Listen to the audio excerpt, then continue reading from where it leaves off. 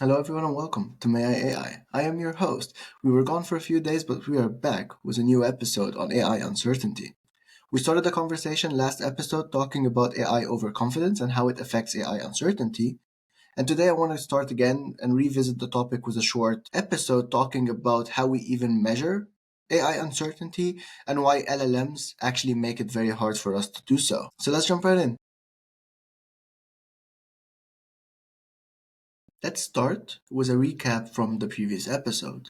We explained what a softmax activation function is. We explained that for classifying AI models, the output is usually a probability distribution that is generated by this softmax function, a function that is activated on the final layer of the model that takes in what we call the logits and create a probability of what is the, let's say, estimate of the class inside the image. And we said that if we take the highest probability, we can look at that as the confidence of the model in what it's trying to predict. We have also talked about how larger models and that are more complex architectures are usually uncalibrated and result in the model being overconfident, especially when they're wrong. We talked about what calibration means and what reliability of AI models is, and how we want the model's accuracy to reflect its confidence and vice versa, meaning that if the model is 60% confident, we expect it to be 60% accurate, or at least close enough. But what we saw is that larger models tend to usually be overconfident, always predicting something within 85 to 100%, even if they're wrong, which makes it hard for us to look at this estimate and see if the model doesn't know what it's predicting. Now, while we talk about the model confidence being an estimate to its uncertainty, it's very important to know that confidence and uncertainty are not opposites. Meaning, if a model is 60% confident, this does not mean that the model is 40% uncertain. While it gives us an estimate, they are not a one minus relation. So, what kind of uncertainty is there? Well, there are two main types of uncertainty. One that arises from the ignorance of the model, and another that arises from the randomness of the data. One of them is fixable, while the other one there is just no real way to decrease it. Epistemic uncertainty is the uncertainty that comes to AI models due to lack of knowledge. And with lack of knowledge in AI models, that means lack of proper data. Meaning that if the model is showing epistemic uncertainty on a certain input, this just means that this input would be very beneficial if we train the model on similar items or similar inputs that looks like this particular data point. Think about showing a question or a topic to a person that has never heard about it before, or trying to talk to a person in a language they've never heard before. The uncertainty comes from not knowing about the topic, but can be, let's say, overcome by learning more about it. This is similar to having a model that is trained on a more specific topic and then asked about a more general topic.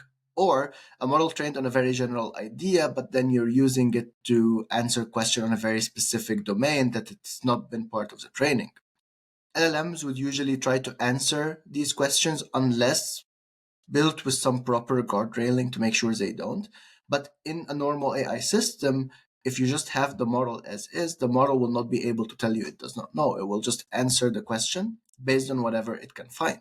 But ideally, if the model is calibrated, you can look at the output and realize that there is a high epistemic uncertainty that results from the model not seeing this sequence before. On the other hand, aleatoric uncertainty comes from the randomness and noise that is normally inherent in the world. Every single sensor that you can use can be filled with noise. Every image that you can take can lose quality, and these stuff that no amount of data can actually fix.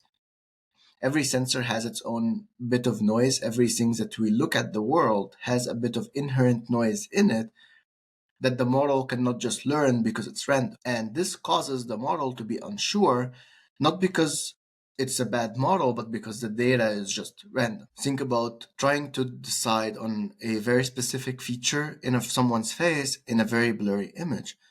It's very hard to tell if the person is smiling or sad or the emotion of the person with a very blurry face. You can kind of guess, you can estimate depending on how blurry the image is, but you will always be unsure. And because the people labeling the image will be unsure, the AI should also be unsure. But even if the model is trying to train itself in one way or form, the uncertainty should always be there.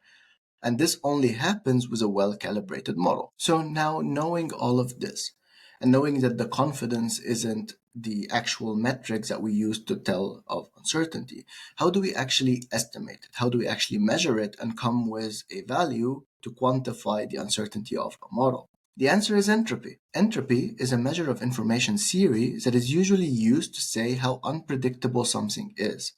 It usually works on probabilities. It is very similar to how you would look at variance for, let's say, normal numbers, where variance is trying to see how varied the values are or how far away they are from the mean.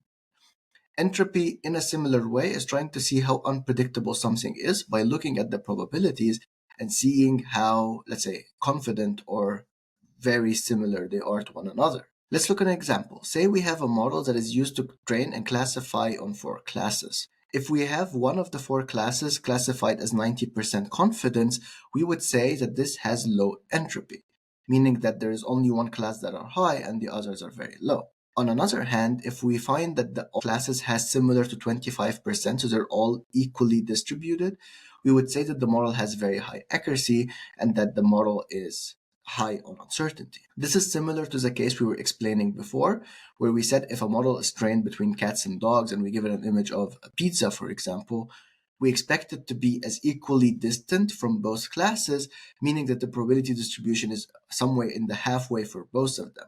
This causes high entropy, which causes high uncertainty. Now, on well-calibrated models, looking at the uncertainty from, let's say, a one-shot prediction could be enough for us to get an idea, an overall measure of how unsure the model is to that one prediction or how out of distribution that picture is or that input is to the model prediction.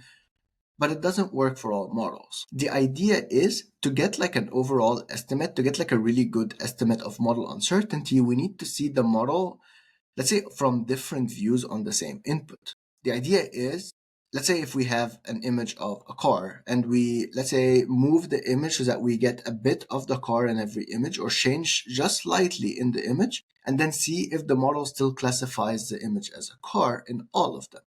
If for one or two or some of the predictions the model suddenly jumps from a car to a plane, we know that the model is unsure. Now, this could be because the crop is really bad, but the idea is if the model is similarly predicting the output on all of them, the model is more sure, more confident, and less uncertain. So the main concept is that we want the model to predict by changing just slightly the model internal workings.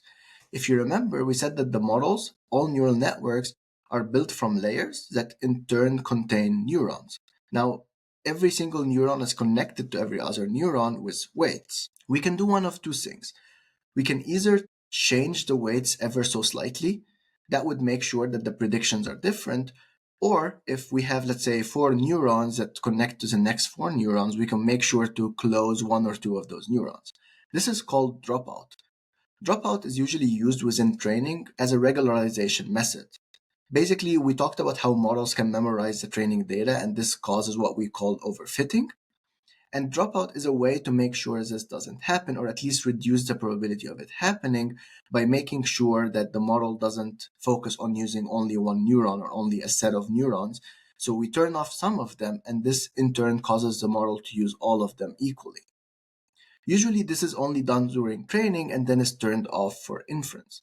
But if we do turn it on through inference, let's say every single prediction, we close off some neurons and turn on some other neurons, we would always get a different output. This is similar to the model looking at the input with different views. And now if we look at the probability distribution of all of the outputs, we can use that to see how the model looks at the image differently and decide if the model is uncertain. Now, if from one prediction to the next we realize that the classification keeps jumping, first it was class 1, then it was class 2, or then it was some other class, or even if it was within the same class, but first it was 90% accurate, then it was 70% accurate, we know that there is a bit of uncertainty when it comes to model prediction. This technique is actually based on Monte Carlo sampling. It's a way to sample the model, and it's used in a lot of different methods, not just AI, to sample from a distribution. It gets us an uncertainty of the prediction. So if we do this on a neural network by turning off some neurons and turning on some other neurons and running it multiple times,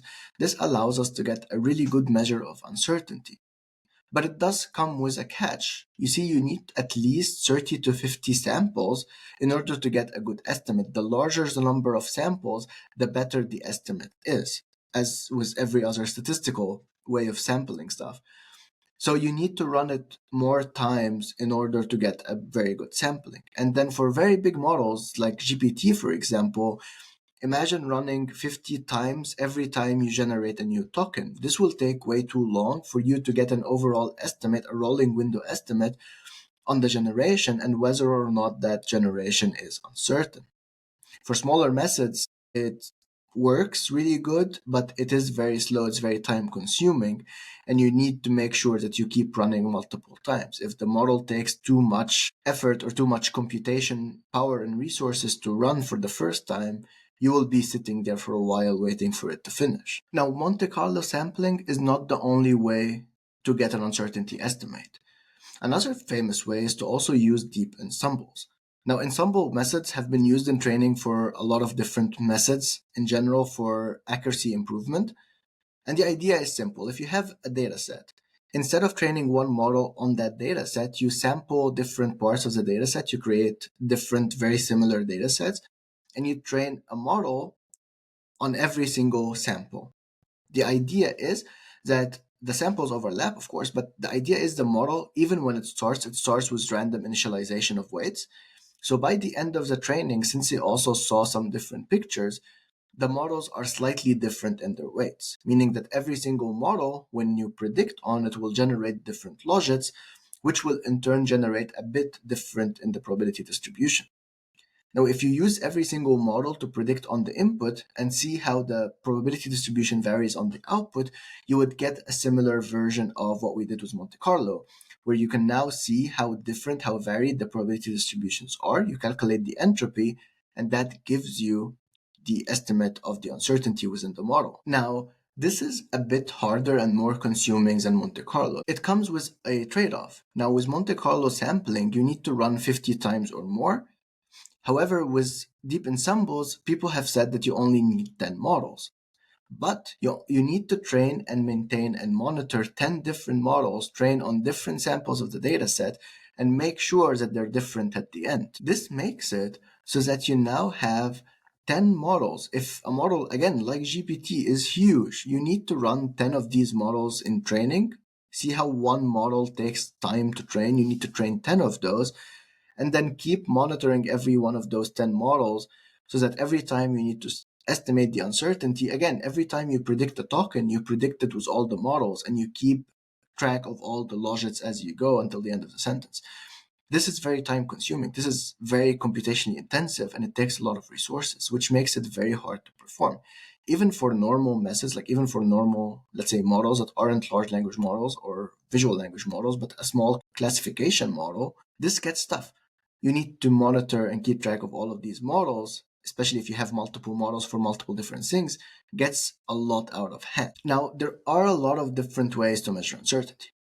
However, usually every other method that uses an estimate of uncertainty uses these two as reference, since these are the state-of-the-art methods that are mostly cited. My research was focused on whether or not, instead of changing the model, we can actually change the input. So the idea is, if we needed to get a different view of the model on the input, what if we change slightly in the input in different ways so that we can now predict on that new input but using the same model. So now you only train one model, you only predict, let's say, once, because you can also use a batch prediction. But even if you predict multiple times, it's way simpler to predict, let's say, on 10 inputs on the same model rather than it is to predict with 10 different models or to predict 50 times by changing the sampling or the dropout rate of the model.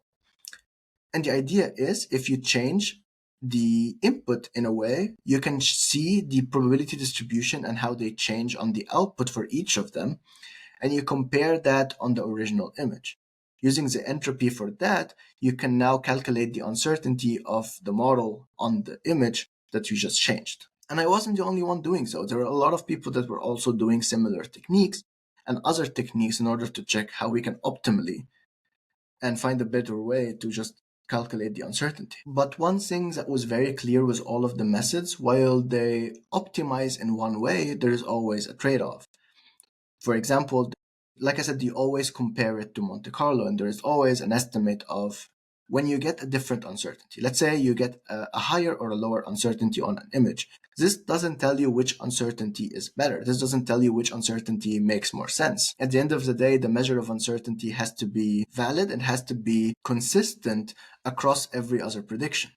And this is something that you kind of find it hard to do with uncertainty estimation in general. Unfortunately, it's very hard to know whether or not the people building AI models for the public will actually utilize these methods and make sure that the people who are using their models are able to get a clear understanding and explanation and whether or not the model knows what it's talking about. Like I said, it comes with a lot of trade-offs. It comes with a lot of intensive workload that most companies don't want to deal with. It's at the end of the day, it's a lost cost for them that doesn't bring them any more effort. They can use it internally in order to train more models, but they will not be using it for people using it. Every time who's someone using the API, doing that much effort in order to get an estimate for every single prediction, especially for large language models, where, like I said, it's not that the prediction is just one output, it's multiple tokens.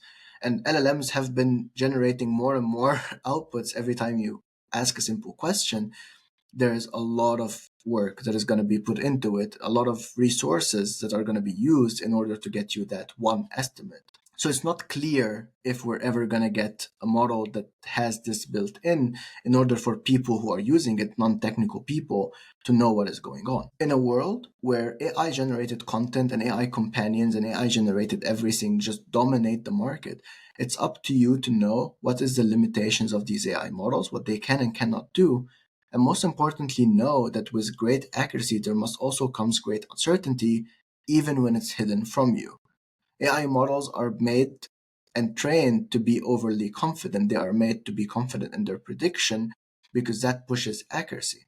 But it does lower reliability to a very huge amount. I hope this was beneficial to everyone. I hope it wasn't too technical. I hope this gave you an idea of how things work and how people can estimate if an AI model is uncertain. Like I said before, this is a topic that I'm very interested in. I always find it very interesting. I would love to revisit the topic for some other time.